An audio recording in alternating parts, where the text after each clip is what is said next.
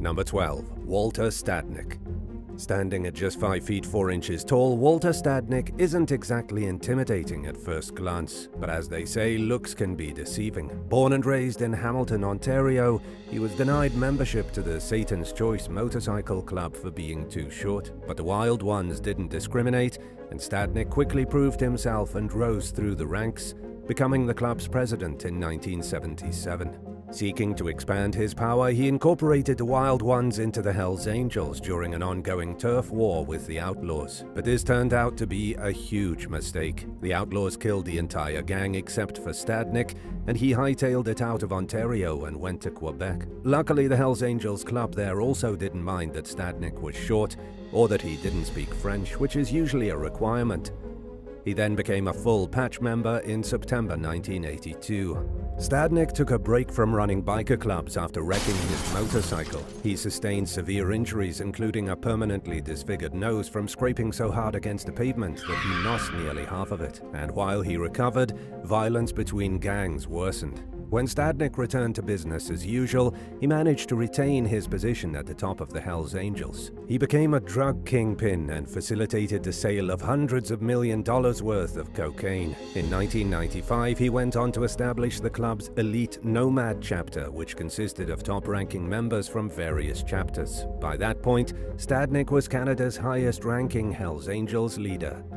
He acted as an ambassador for the club, traveling across the country, recruiting new members and selling drugs. Naturally, some people tried to challenge his leadership, including the United States Hells Angels president Scott Steinert. The power struggle didn't last long before Steinert was found dead in a river with his head bashed in. Stadnik wasn't above resorting to violence if he felt he needed to. Almost no high-ranking Hells Angel is, but he favored a diplomatic approach when it came to the club's interactions with rival gangs. Instead of aggressively wiping out other clubs, Stadnik aimed to patch over as many rivals as possible into the Hells Angels and let those who refused fall into obscurity. At the peak of Stadnik's leadership, the 5 Hells Angels chapters he controlled became the world's wealthiest biker groups.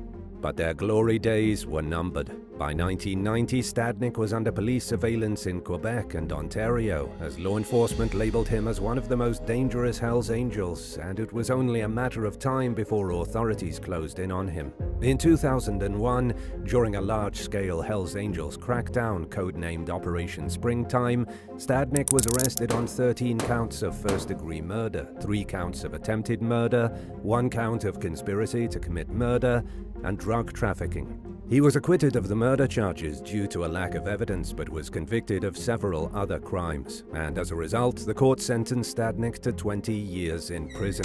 During his time behind bars, he continued trafficking and loan sharking and was moved to a maximum security facility. For 5 years following his release in 2014, Stadnik was banned from associating with the Hells Angels or any other known bikers or criminals. He took a construction job during that time and resumed his association with the club in 2019, immediately after the restriction was lifted. Number 11. Paul Aide.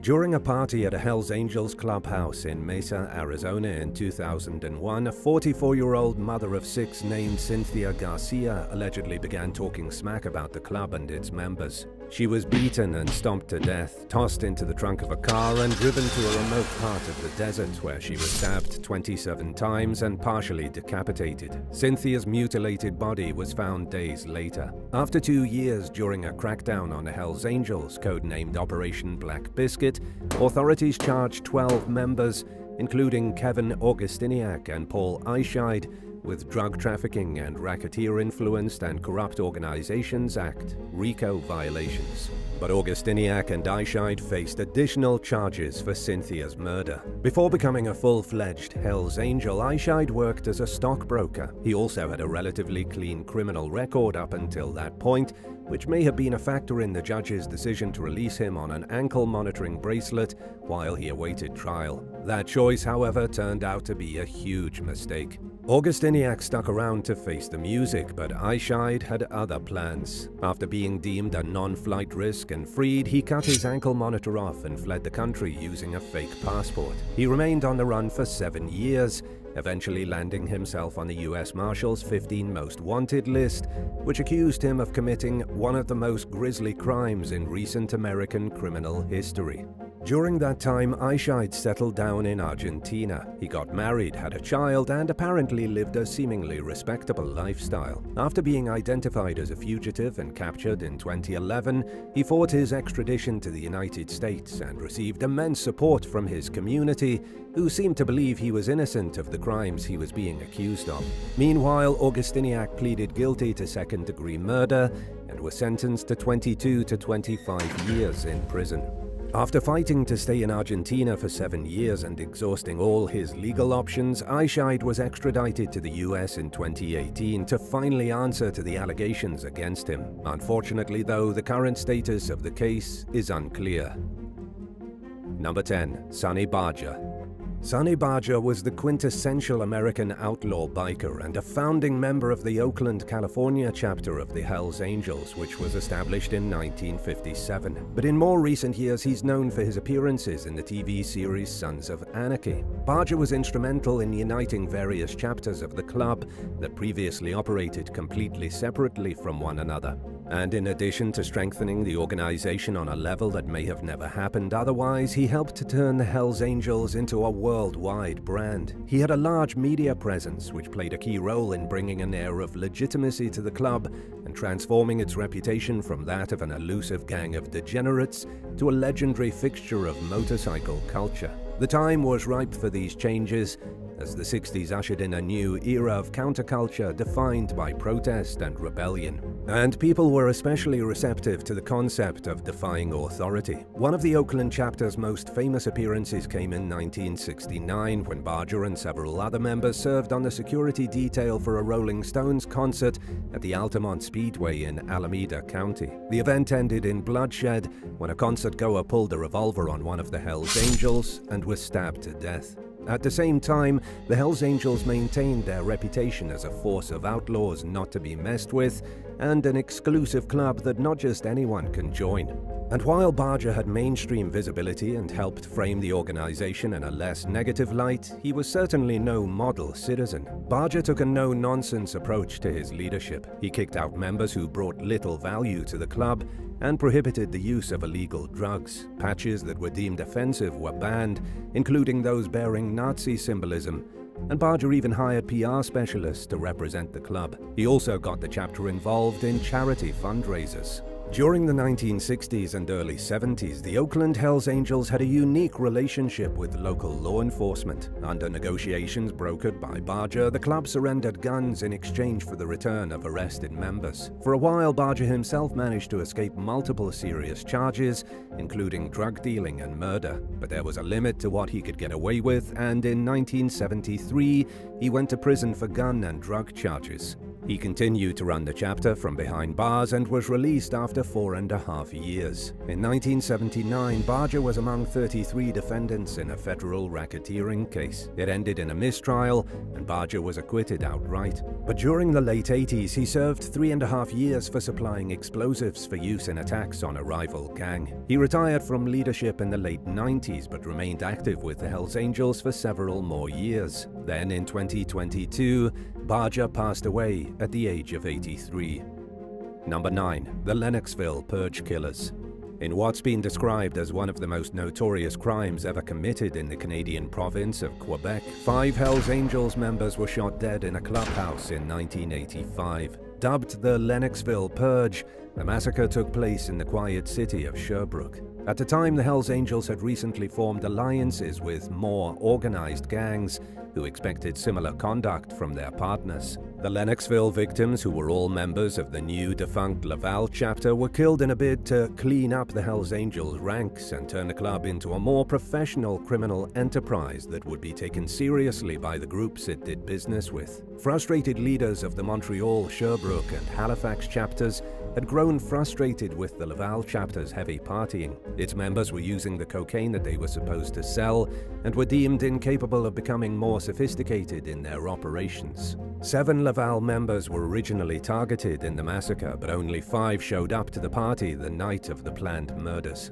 After killing the victims, the gang wrapped their bodies in sleeping bags and sank them to the bottom of a nearby river using weights and cinder blocks. After the murders, police were quick to notice changes at the Laval chapter's clubhouse, namely the fact that it was closed down. Members were clearly missing, but nobody was willing to say where they were or if they were still alive.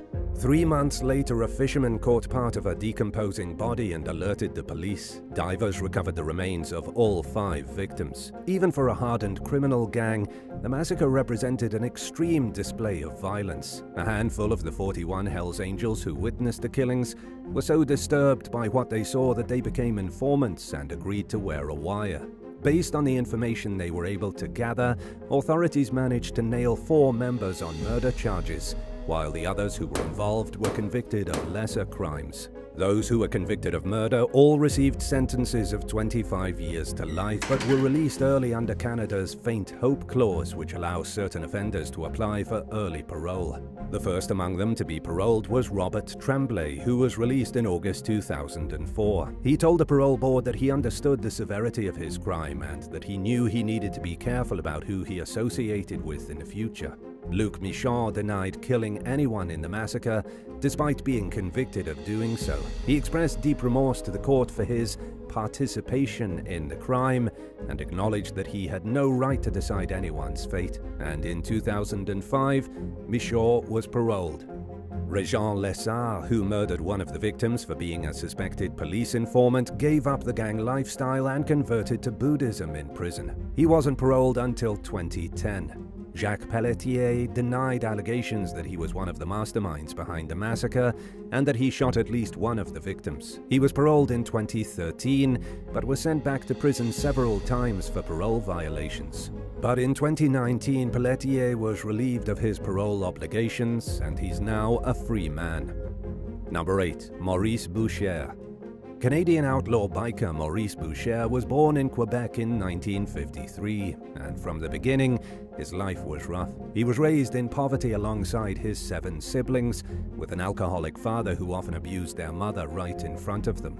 Outside the home, Buer was exposed to a mafia-dominated construction industry where violence and corruption were everyday norms. He dropped out of school in the 9th grade and was arrested for the first time in 1973 at the age of 19. Buer would later blame the economy for his failure to land consistent work in the construction industry. But by the age of 20, he'd become such a heavy drinker and drug user that he couldn't hold a normal job. He used pretty much anything he could get his hands on, including cocaine, amphetamines, LSD, and heroin. To support himself, Buer resorted to crime, marking the beginning of a vicious cycle that would land him in and out of prison throughout the rest of his adult life. In 1975, court-appointed psychologist Martin Pellerin described the habitual offender as a cold-hearted man who lacked empathy, regarded violence as an acceptable form of behavior, and wanted to get rich without working. That same year, Buer was sentenced to 40 months behind bars for armed robbery. He then joined a motorcycle gang following his release in 1982 and returned to prison 2 years later for assaulting a woman at gunpoint. After being released once again in 1986, Buer joined the Montreal chapter of the Hells Angels Club, Canada's oldest and most prestigious chapter, and by the early 1990s he was one of Quebec's most powerful outlaw leaders. Standing tall with an oversized frame, he had a commanding presence that matched his imposing personality. He was just as likable and charming as he was ruthless and vicious. During the Quebec biker wars that began in the mid-90s, Buer made key decisions about when and who to attack and kill. He enjoyed doing so and didn't treat violence as a last resort, but as an ideal and effective means of achieving the club's objectives. For the most part, ordinary citizens generally didn't fear bikers because they were rarely targeted by them. The public's perception of the dangers of outlaw gangs changed dramatically in 1995, though, when a boy was killed in an explosion that was carried out under Buer's orders. 2 years later, Buer ordered hits against 2 randomly chosen corrections officers named Diane Levine and Pierre Rondeau. His goal was to not only send a message to the judicial system, but to have the people under him commit such horrible crimes that prosecutors wouldn't even offer them the option of snitching in exchange for leniency. Bger was acquitted of Lavigne and Rondeau's murders, only for the decision to be overturned a few years later. In 2002, he was found guilty of 1 count of attempted murder and 2 counts of first-degree murder. The conviction came with the help of an informant who was involved in the crimes, which clearly showed that Bger had failed to achieve his goal of making prosecutors unwilling to negotiate with witnesses. In the end, he was sentenced to life with the possibility of parole after 25 years and was sent to Canada's only supermax prison to serve his time. Multiple attempts were made on his life by other prisoners, and he spent long periods of his sentence in solitary confinement. Then, following a throat cancer diagnosis, Bger passed away in 2022 at the age of 69. Number 7. David Carroll.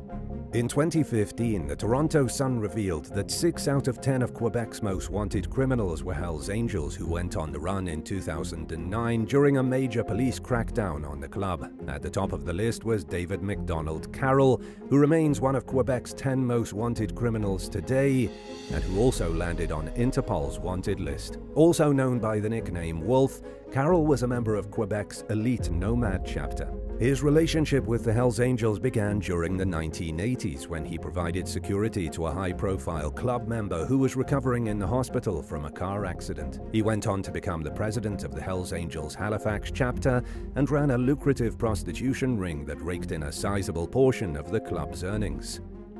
In 1986, the entire Halifax chapter, which included Carroll and 7 others, was sentenced to 1 year in prison for living off the prostitution profits. During his time behind bars, he took an IQ test and was scored in the genius range. In 1988, Carroll was accused of killing a young man over a drug debt, but he was acquitted of the charge and moved to Montreal in 1990. During the Quebec Bike Awards in the mid-90s, he earned a reputation for his almost irrational hatred of the enemy Rock Machine gang, which some have blamed for clouding his decision-making skills. Carroll even earned a poor reputation outside the criminal realm, with journalists often describing him as arrogant, short-tempered, and having an insane contempt for anyone outside the Hells Angels. His inability to control his temper resulted in a lot of violence and at least a dozen deaths. In 2001, an international warrant was issued for Carroll's arrest for 13 counts of murder, but at the time he was in Mexico. Canadian authorities attempted to have him extradited, but he vanished and remains on the run today. For the first decade of his absence, there were numerous unconfirmed sightings of Carroll reported in the Caribbean. Investigators believe he ultimately fled to Brazil, which has no extradition treaty with Canada. But he could be in any of the 20 countries that are known to have official Hells Angels chapters, and law enforcement remains hopeful that they'll track him down. Number 6. Nar Robai. From 1994 to 2002, Quebec was rocked by violent warfare between the Hells Angels and an alliance of rival motorcycle clubs, including the Rock Machine and the Banditos, and at least 160 people died in the fighting. It was during this time that Nar Robai rose to power. He started out as a member of the lower-ranking gang called the Rockers, who contracted with the Hells Angels to do their dirty work, then went on to become a full-patch Hells Angel in 1998. Robai was very active in what became known as the Quebec Biker War, and by the end of the decade he was one of the most powerful Hells Angels in the province and had a close friendship with Montreal chapter leader Maurice Buer. But Robai's reign was short-lived. He was arrested along with many other high-ranking club members in 2001 during a widespread crackdown on gang violence called Operation Springtime. 2 years later, he pleaded guilty to conspiracy to commit murder, drug trafficking, and gangsterism. The court sentenced him to 15 years in prison, which was increased to a 17-year sentence after a judge ruled that Robai had laundered drug trafficking proceeds through real estate investments. During his time behind bars, Robai claimed to have severed ties completely with Hells Angels. And in 2009, the Quebec Provincial Police confirmed that he was no longer involved in the club. He'd undergone the a formal process for leaving by sending a letter to the organization's headquarters in California and asking for permission to withdraw, which was granted. Surprisingly, Robai was a model prisoner. He gave up the gang lifestyle, became a Buddhist, and used his time productively to learn and develop new career skills. His good behavior earned him various privileges, including placement at a minimum security facility and day leave so he could attend college classes at a business school. Many people who were convinced that Robai was still dangerous were outraged when they learned that he was allowed to leave the prison and go into public without supervision. But it wasn't their decision, and after seeing Robai's efforts to move on from organized crime, the parole board decided he was trustworthy. After being released from prison in 2015, Robai lived in a halfway house and immediately went to work. His business career flourished as he continued to make strides toward fully regaining his freedom. But the former Hells Angel found trouble again in 2016 when he got into a heated confrontation at a wedding. Robai was then sent back to prison for a short period until he convinced the parole board that he pushed away a drunk guest who was starting problems with him and left the wedding before things could get out of hand. He was re-released and has kept a low profile ever since, which most likely means that he continues to stay on the straight and narrow. Number 5. Frank Hainbuth. From 2009 to 2013, German national Frank Hainbuth headed the criminal activities of a European Hells Angels chapter on the Spanish island of Mallorca. The group was allegedly involved in prostitution, drug trafficking, weapons trafficking, extortion, murder, and other violent offenses. They were also known to commit robberies in tourist areas. According to law enforcement, the chapter's biggest profits were generated by pimping out prostitutes. Authorities have accused the bikers of luring Eastern European women to Mallorca with false promises and forcing them to make €1,000 per day. And in 2023, Hainbuth and 49 other chapter members went on trial for their alleged participation in the chapter's criminal activities. Hainbuth was charged with membership in a criminal organization, money laundering, and illegal possession of firearms. At least 34 defendants agreed to plea deals that allowed them to pay a fine and spared them from prison time, but Hainbuth's case went to trial. Prosecutors fought for a 13-year sentence and a $4.5 million fine for the money laundering charge, while the outlaw leader's attorney argued for the charges to be dropped entirely. Hainbuth was the only defendant in the case to make a statement at the end of his trial. He insisted that his group wasn't a criminal organization, but a club with a democratic structure. It operated independently of other chapters, according to Hainbuth, who insisted that there was no leadership at the national or international levels. Before setting up headquarters in Mallorca, Hainbuth led a Hells Angels chapter in Hanover, Germany. The group began relocating to the island in 2012 amid mounting pressure from German authorities. Law enforcement has accused the chapter of choosing Mallorca for its large number of foreign residents and other factors which make it an ideal place for drug trafficking, money laundering, and other crimes. The recent trial stemmed from a raid that happened more than a decade earlier as part of law enforcement's efforts to prevent Hainbuth's group from further expanding their business on Spanish territory. Hainbuth was arrested in 2013 and was held in custody for more than 2 years before being released on bail and sent back to Hanover in 2016. Since then, he's continued to act as a Hells Angels leader in Germany and has had at least one other run-in with the law. In 2018, Hainbuth and several others were found guilty of beating up a mechanic over an alleged debt. According to the most recent update on Hainbuth's case from February 2013, both sides had come to rest after a 3-week trial, and the case was adjourned to await a verdict. Number 4. George Christie Jr.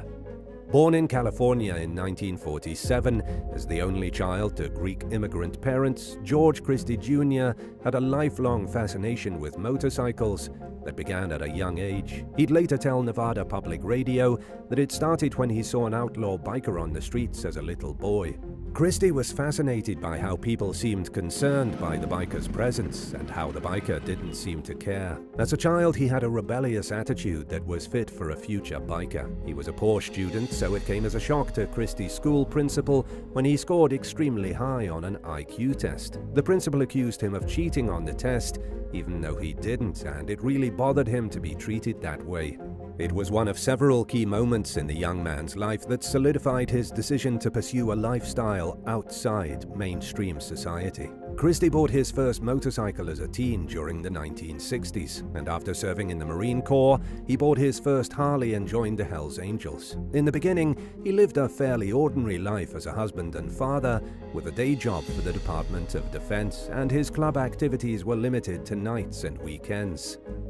But in 1976, Christie became a full-patch member of the Hells Angels Los Angeles chapter, and just 6 months later, he became the chapter's president. He went on to establish the Ventura chapter in 1988 and was let go from his Department of Defense job that same year due to the obvious conflict of interest. Christie served as the Ventura chapter's president for more than 3 decades, including during periods of heightened violence between clubs. Some of the worst biker warfare broke out between the Hells Angels and the Mongols during the late 1970s. This was a time Christie later described as a turning point from the live and let live and free-loving biker lifestyle to the type of hostility and tension that was so thick it could be cut with a knife. While most outlaw leaders perpetuate violence, Christie sought to end it, and while many of his efforts were successful, violence wasn't always avoidable. Some of his attempts to broker peace failed. Law enforcement often described these clashes as fights over drug territory, but according to Christie, a lot of the fighting was purely ego-driven. Like several other Hells Angels leaders of his era, Christie had a highly visible public presence. In 1984, he famously carried the torch at the beginning of the Summer Olympic Games in Los Angeles. He even donated the excess money from the collections he took for his entry fee to a Special Olympics program. 2 years later, though, Christie was arrested on suspicion of attempting to orchestrate the murder of a federal prisoner.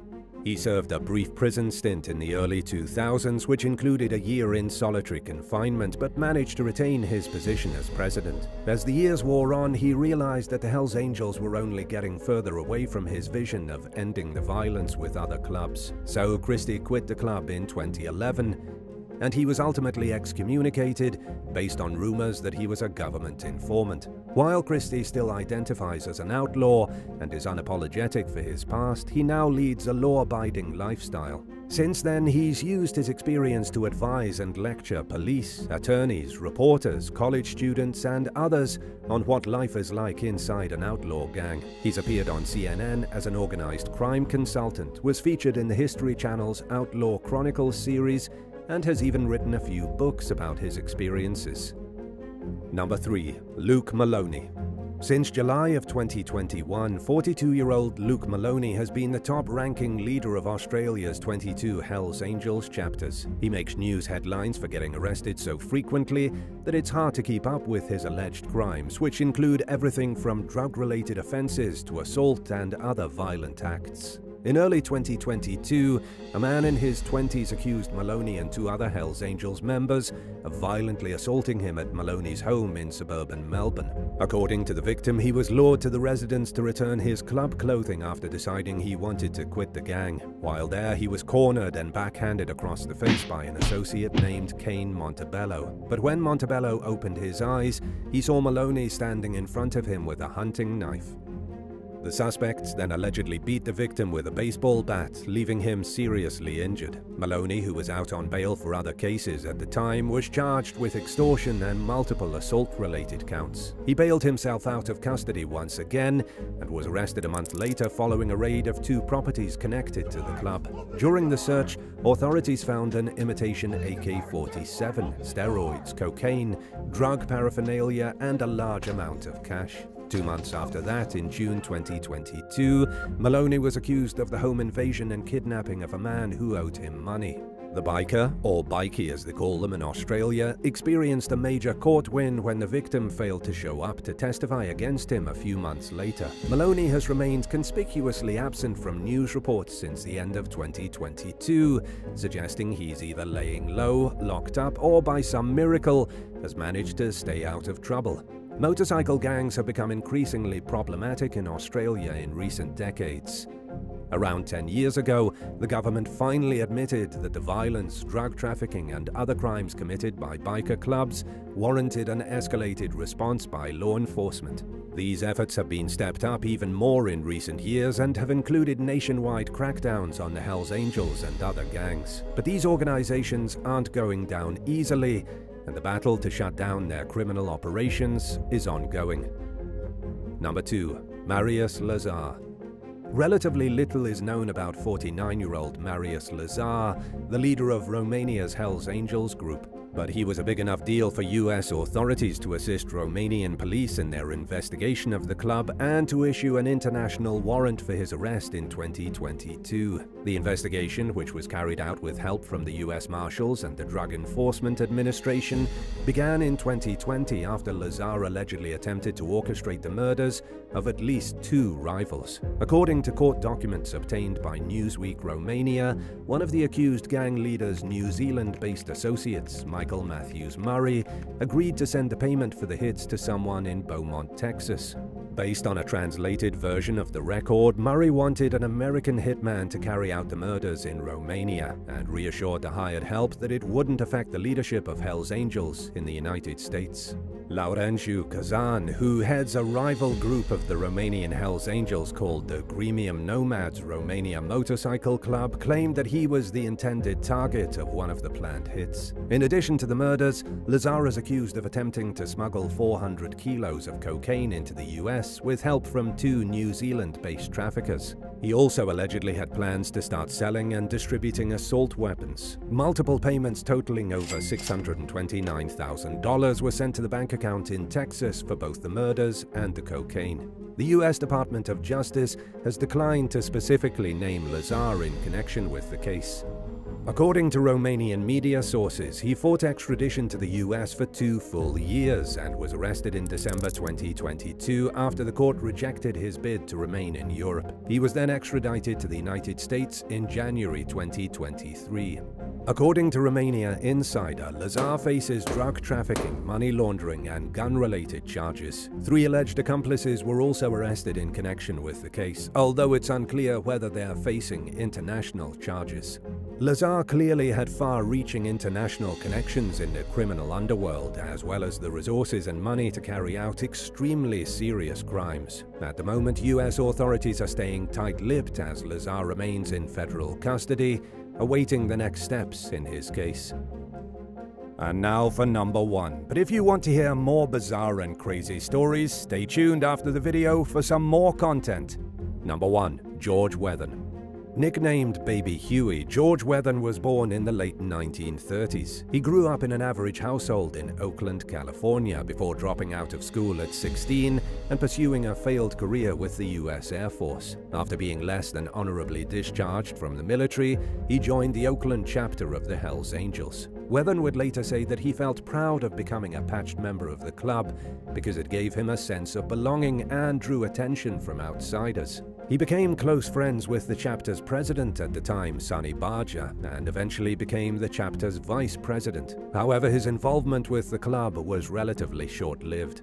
Acting on a tip from an informant in 1972, police dug up the rotting corpses of 2 men and 1 woman on Weathen's remote ranch in Northern California. At the time, he was in the process of gradually disentangling from the Hells Angels. He wanted a safer and healthier lifestyle for his family and bought the ranch with plans to build homes for some friends who also wanted to get away. But instead, the property became a dumping ground for bodies, and Weathen's criminal past continued to follow him around. Investigators concluded that he likely wasn't involved in the murders, but arrested Weathen and his wife on gun and drug charges. 3 other Hells Angels were charged in connection with the murders. Rather than face a long prison sentence for the crimes he was accused of, Weathen became an informant and gave up incriminating details about the motorcycle club's crimes in exchange for immunity. Naturally, the Hells Angels put out a death threat against Weathen and his family, and the stress of the situation took a major toll on his mental health. While sharing a holding cell with his wife, Weathen had a breakdown and tried to gouge his own eyes out with pencils. He also attempted to choke out his wife. Wein later entered the witness protection program and fell into relative obscurity. And in a 1973 interview with the Michigan Daily newspaper, Wein described how being a Hells Angel member was initially about riding motorcycles and having a good time. But the expectations of members soon became more demanding, and for Wein and other high-ranking members, it eventually became a full-time job. In hindsight, he said that the outlaw bikers have no destiny in life except getting loaded on drugs and selling them to avoid getting a real job. Wein eventually wrote a book about his experience as a Hells Angel, but has remained largely out of the spotlight. It's not even known if he's still alive, but if he is, he's 84 years old. 8. Clarence and Carmen Jenkins. In 2008, a woman named Sue Bostic found a garbage bag with dismembered body parts inside it, and a note full of threats on her car outside her home in Greenville, South Carolina. The note was addressed to Miss Bostic's niece, Grace Davis. But police were at a loss when it came to figuring out whose body parts were in the bag, why, and who could have put them there. Later that same day, another one of Grace Davis's relatives found a different bag filled with severed pieces of a body and a threatening note outside their home. Detectives determined the note was timed at a local library and found surveillance footage of the couple they suspected were behind everything. They also tracked down Grace Davis and showed her the video of the two individuals. She identified them as Clarence and Carmen Jenkins and said she'd been involved in a romantic throuple relationship with the pair for quite some time. Grace told investigators she left the unconventional arrangement because Clarence started to become extremely controlling. She wanted to get her troubled life back on track, and she knew she couldn't do it under his possessive thumb and watchful eye. Clarence was allegedly outraged by Grace's decision to walk away from him, and he refused to take no for an answer. But Grace claimed she didn't know anything about the dismembered body parts or why they were showing up on her relatives' doorsteps too. Using a fingerprint tracing database, police identified the body parts as 34-year-old McCall Harris, a troubled single mother who struggled with drug addiction but was trying to get on the right path for her children. They obtained a search warrant for the Jenkins trailer, where they found copies of the threatening note, blood spatter, a suspected murder weapon, and other evidence connecting the couple with McCall's death. Clarence and Carmen were later charged with murder. It wasn't until over a year later when Carmen finally decided to speak up and tell detectives her full version of events. She claimed Clarence was so angry about Grace leaving their relationship that he thought he could somehow win her back by intimidating her with these body parts. Carmen said her husband tried forcing her to kill Grace, but she wasn't strong enough to strangle the victim to death, so he ended up doing it himself. Then they brutally cut up her body.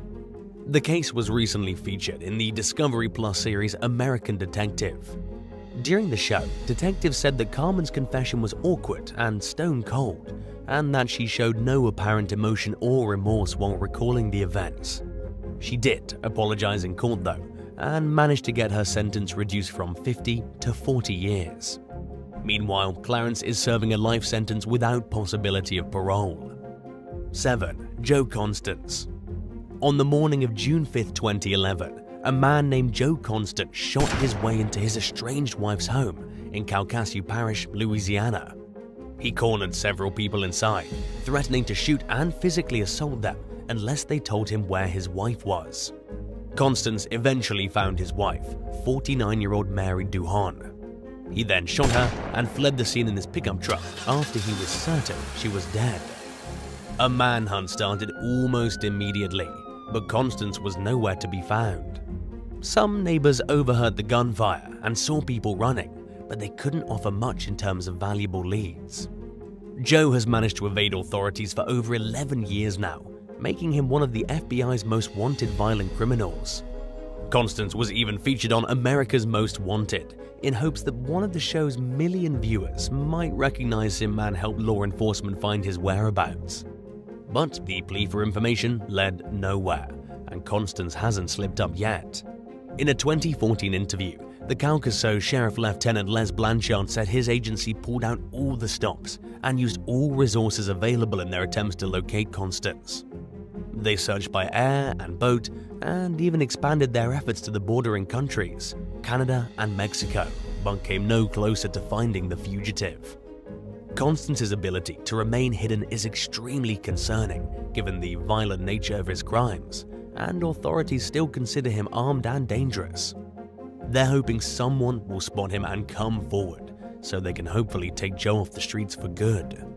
6. The Chillicothe Killer. The small Ohio town of Chillicothe was left shaken when women started to mysteriously disappear in May 2014. Between then and late 2015, 6 women vanished, but only 4 bodies have been found. To further complicate things, many have accused law enforcement of grossly mishandling these cases. Mother of 2 Charlotte Trago was the first to go.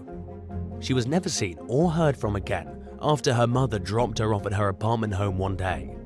The disappearances continued on from there. When 30-year-old Tamika Lynch's husband called the police to report her missing, they told him there was no reason to suspect any foul play. After that, authorities ruled the suspicious death of 20-year-old Shasta Himmelreck a suicide. In the meantime, 26-year-old Tiffany Sire, 38-year-old Timberly Claytor, and 31-year-old Rebecca Cade all turned up dead, but authorities took little action.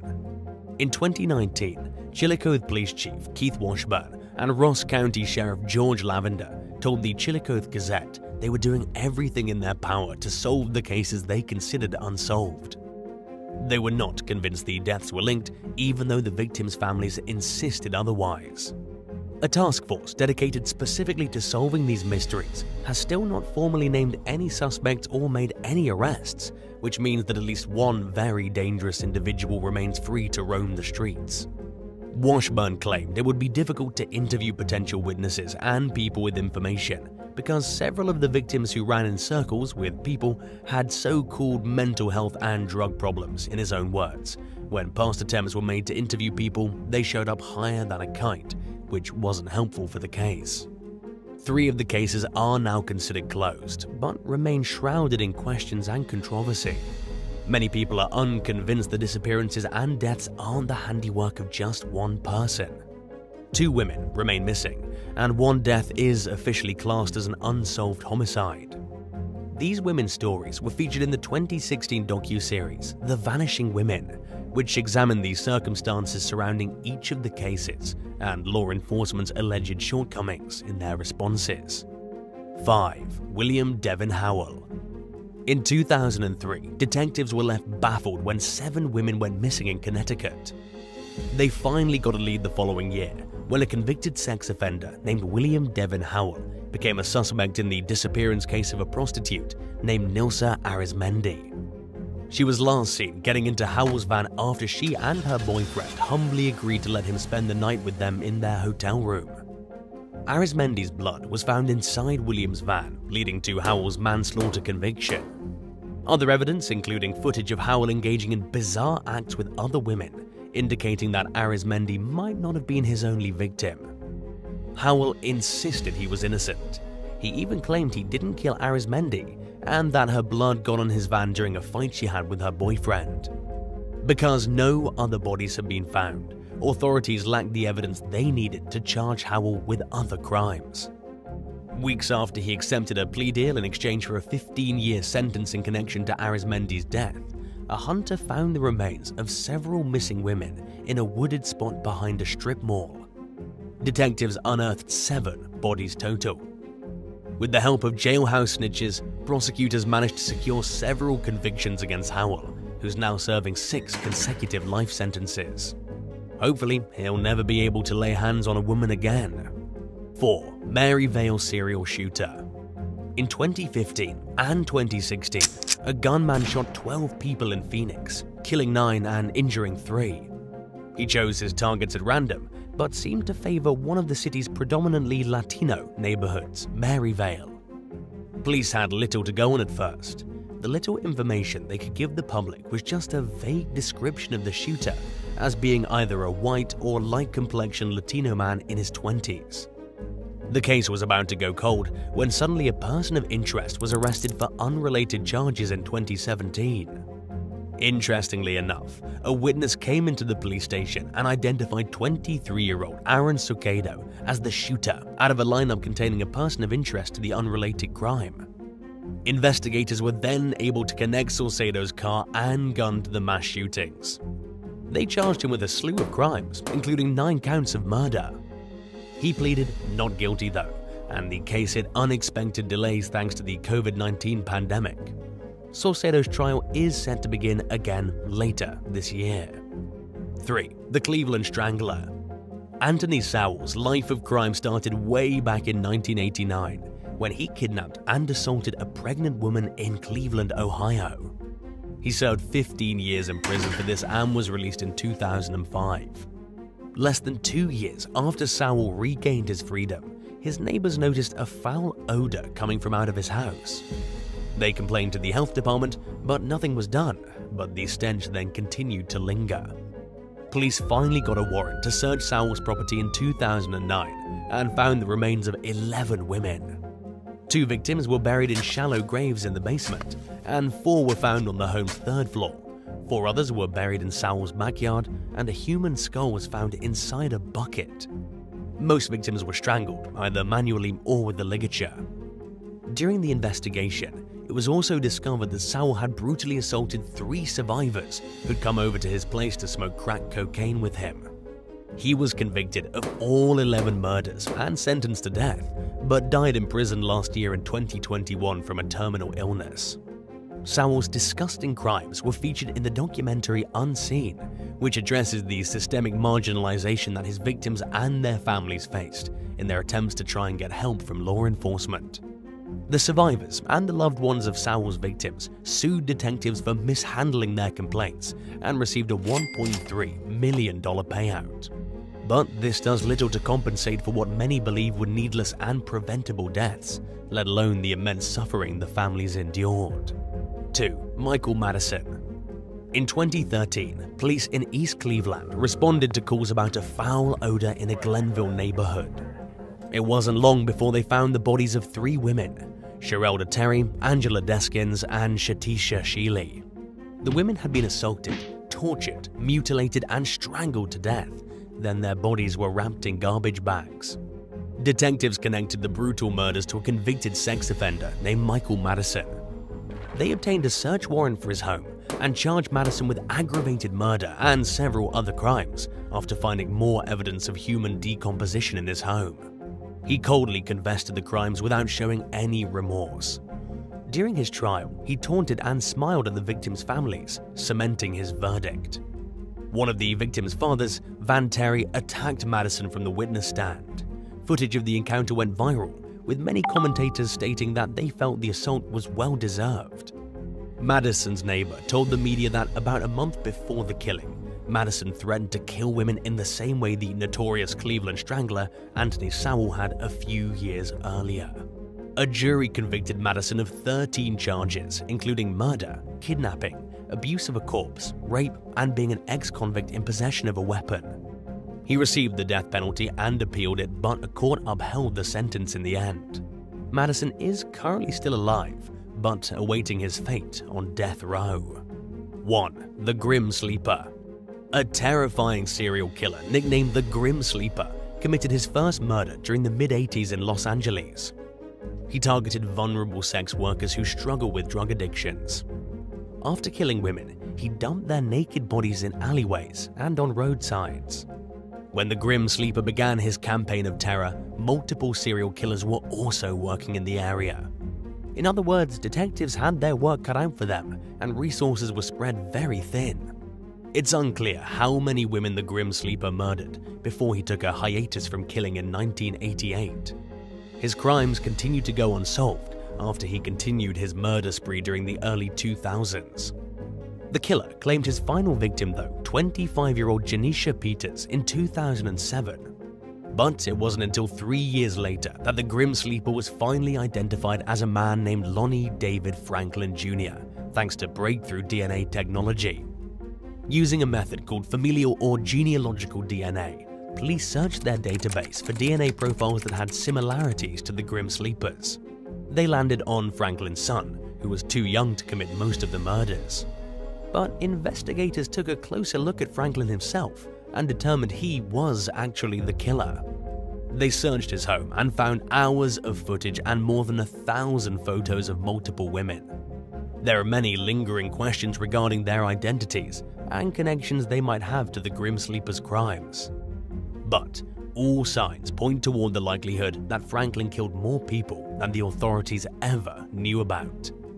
He was convicted of 10 murders and 1 attempted murder, and thankfully it was enough to not only put him away for life, but to sentence him to death too. Franklin never lived to see his execution date though. He was found dead in his cell in 2020. His body showed no signs of trauma, according to officials, who said the Grim Sleeper's cause of death would be announced pending the results of an autopsy.